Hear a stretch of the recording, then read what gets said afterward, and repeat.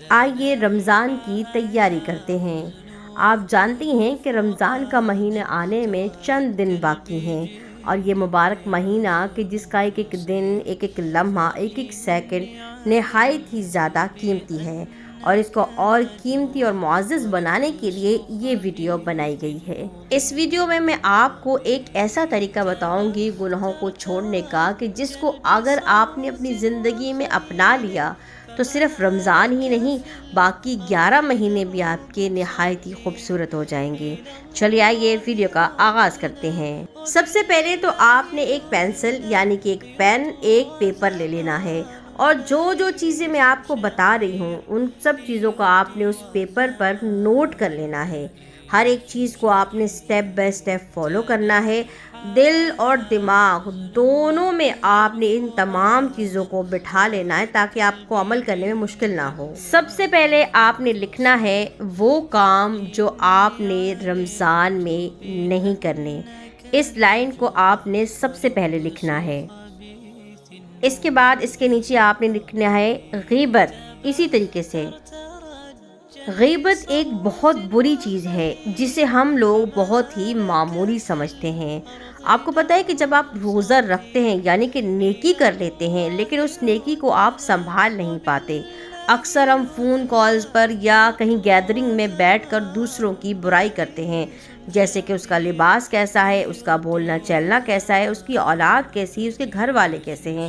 تو آپ نے اس طرح کی کوئی بات نہیں کرنی، یعنی کہ آپ نے اپنے منہ کو بند رکھنا ہے اور کوئی غیبت نہیں کرنی۔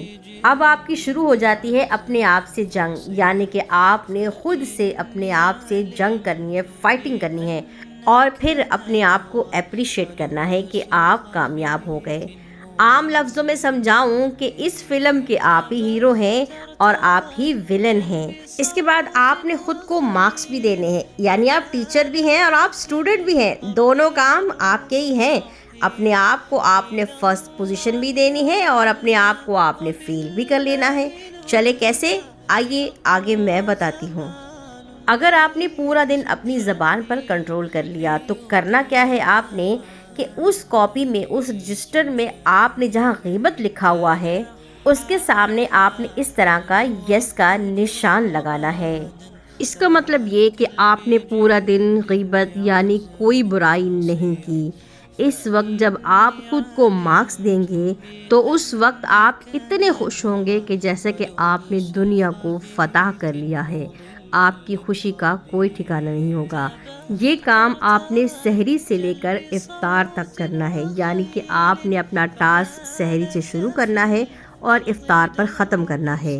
اسی طریقے سے کہ اگر آپ اس چیلنج میں ہار جاتے ہیں یعنی کہ اپنے آپ پر کنٹرول نہیں کر پاتے تو آپ نے اس جگہ یعنی کہ کٹ کا نشان لگانا ہے۔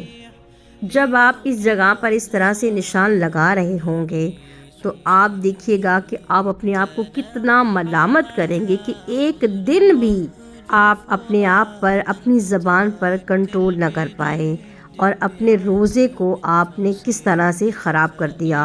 روزہ صرف پیٹ کا نہیں ہوتا، آپ کے پورے جسم کے اعضاء کا روزہ ہوتا ہے۔ تو آپ دیکھیں کہ کتنا افسوس ہو رہا ہوگا آپ کو۔ اسی طریقے سے آپ نے اس طرح سے لائن بائی لائن ساری چیزیں لکھتے جانا ہے جیسے میں آپ کو آگے بتا رہی ہوں، اور اسی طریقے سے جیسے کہ میں نے آپ کو سمجھایا ہے اپنے آپ کو مارکس دیتے جانا ہے۔ آپ دیکھیے گا کہ جب آپ کامیاب ہوں گے تو کتنی خوشی ہوگی، اور جب آپ ناکام ہوں گے تو کس طرح سے خود کو ملامت کریں گے کہ ایک دن بھی اپنے آپ پر کنٹرول نہ کر پائے۔ اس کے بعد آپ نے لکھنا ہے جھوٹ۔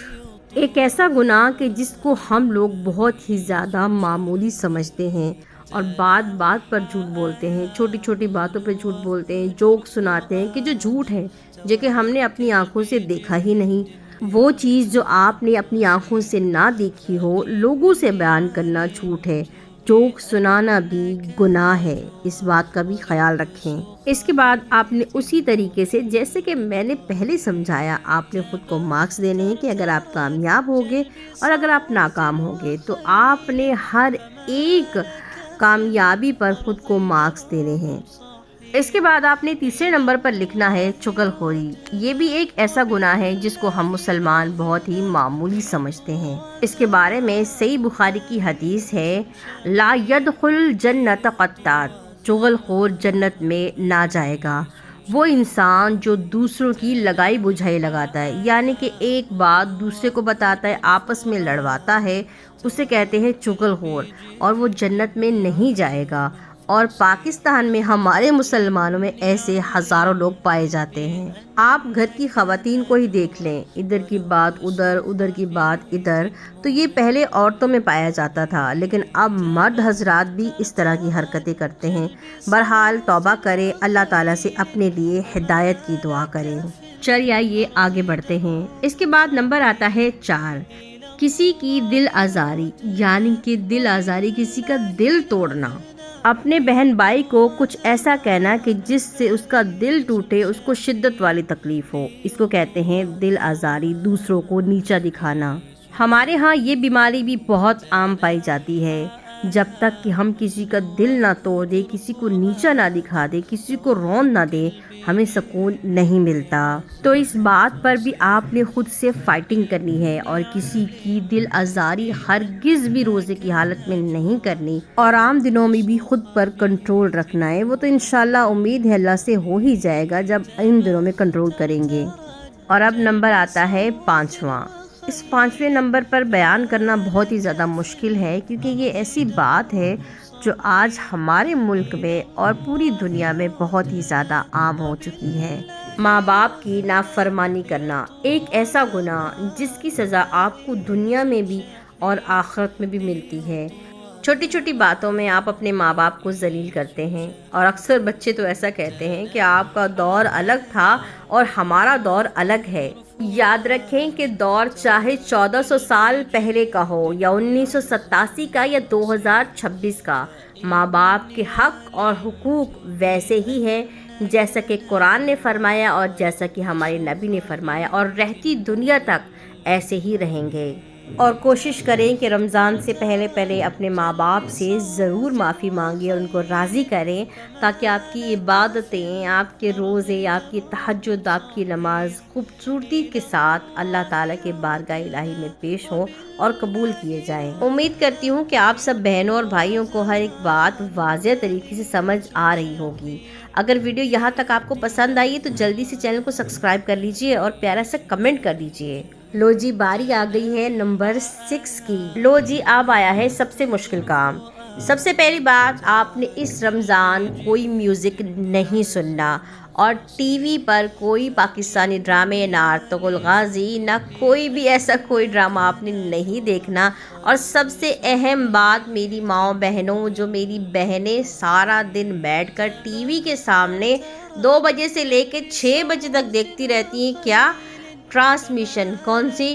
رمضان کے حوالے سے۔ کیا سکھا رہے ہیں آپ کو؟ کچھ بھی نہیں سکھا رہے۔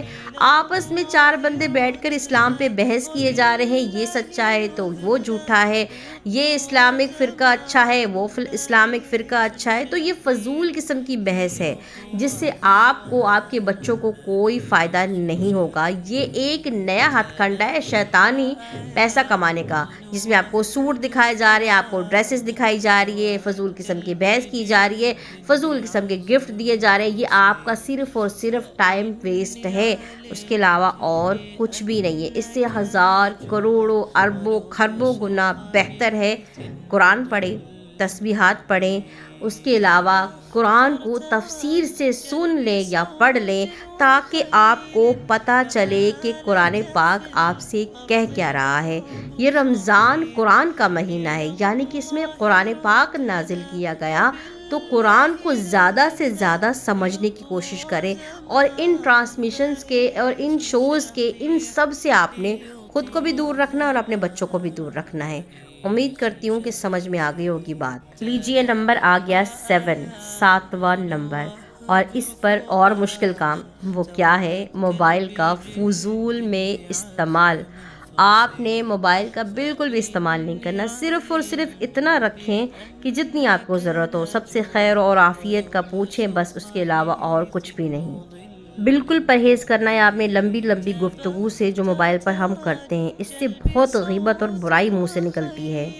چلے جی، ایک چیپٹر تو ہمارا ہو گیا مکمل، یعنی کہ وہ کام جو ہمیں رمضان میں نہیں کرنے، یہ 7 نمبر پر پورے ہو گئے۔ آپ نے ان کاموں کو ہرگز نہیں کرنا، خود کو گناہوں سے بچانا ہے۔ آپ کو پتہ ہے کہ صرف نماز پڑھنا، قرآن پڑھنا، تسبیحات پڑھنا، صدقہ خیرات دینا ہی نیکی نہیں ہوتی، خود کو گناہوں سے بچانا بھی نیکی ہوتی ہے، یعنی کہ اپنے آپ کو گناہوں سے دور رکھنا بھی بہت بڑی نیکی کا کام ہے۔ چلیں جی، اب لکھیں وہ کام جو آپ نے رمضان میں کرنے ہیں، وہ کام جو رمضان میں ہمیں کرنے ہیں کون سے ہیں؟ چلیں شروع کرتے ہیں۔ نمبر 1، 5 وقت کی نماز سنت اور نوافل کے ساتھ ادا کرنی ہے۔ اور جو لوگ یہ چاہتے ہیں کہ ہم 5 وقت کی نماز کو پابندی سے ادا کریں تو نماز سے پہلے وضو کر کے جائے نماز پہ بیٹھ جائیں، 5 سے 10 منٹ ذکر کریں، اور جب اذان ہو جائے تو سنت اور نوافل کے ساتھ وقت پر نماز ادا کریں۔ انشاءاللہ پوری زندگی نماز نہیں چھوٹے گی۔ نمبر 2، ہر وقت ذکر کرتے رہنا۔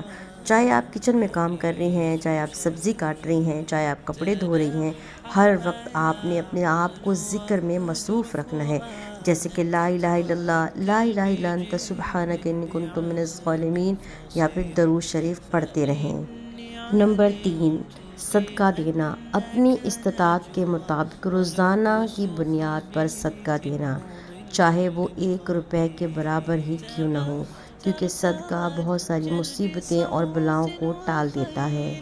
نمبر 4، تہجد کی نماز کی پابندی کرنی ہے آپ نے، چاہے آپ 2 رکعت ہی پڑھیں، لیکن آپ نے پورے رمضان تہجد کی نماز نہیں قضا کرنی۔ نمبر 5، نماز تراویح کی پابندی کرنا۔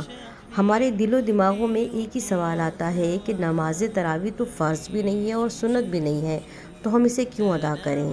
اسے چھوڑ دیتے ہیں، یا پھر چھوٹے موٹے کاموں میں ہم نماز تراویح کو چھوڑ دیتے ہیں۔ یاد رکھیں، نماز تراویح آپ کے روزے کو خوبصورت بناتی ہے، تو یہ ایک بہت بہترین عبادت ہے۔ جان بوجھ کر بلا وجہ اس کو ترک نہ کریں، بلکہ پابندی کے ساتھ ادا کریں تاکہ آپ کا روزہ اور زیادہ خوبصورت ہو سکے۔ نمبر 6، زکوٰۃ ادا کرنا۔ اپنے علماء اکرام سے رابطہ کر کے آپ کے پاس جو کچھ بھی ہے، زمین ہے، پراپرٹی ہے، زیور ہے، اس کے مطابق بتا کر زکوٰۃ لازمی ادا کریں۔ یہ مت سوچیں کہ زکوٰۃ دینے سے آپ کا رزق کم ہوگا، اللہ تعالیٰ اس کو اور بڑھا دیتا ہے۔ نمبر 7، پورے رمضان کے روزے رکھنا۔ بلا وجہ بلا عذر چھوٹی چھوٹی بیماریوں پر روزوں کو چھوڑ دینا ہے۔ نمبر 12، بلا وجہ گھر سے نکلنا۔